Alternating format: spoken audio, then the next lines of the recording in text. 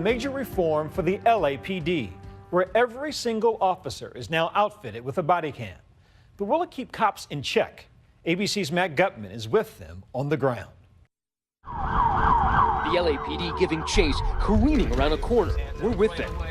Keep your hands up. Turn your back towards me. There you go. Go ahead and get on your knees. Keep your hands on top of your head. Go ahead and lay down on your stomach.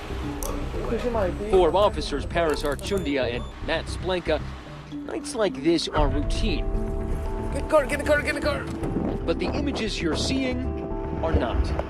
Oh, you had a gun? Thought you had a gun?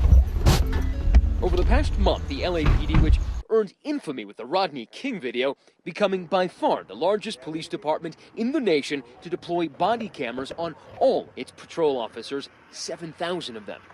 So do you think this will change the LAPD in any discernible way?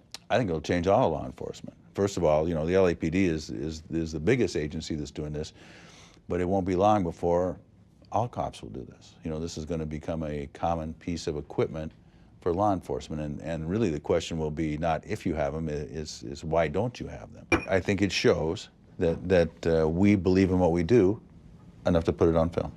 And this allows that to happen. This is a camera. You can tell by this blinking light that the camera's on. Which is why the LAPD is giving us an exclusive look at their new gear, the Taser-made AXON. The #1 seller of body cameras, Taser has seen sales surge more than 154% in just a year. More than 53,000 of these cameras are being buckled into police utility belts across the country. Still, that's less than one AXON camera per 10 cops in the U.S.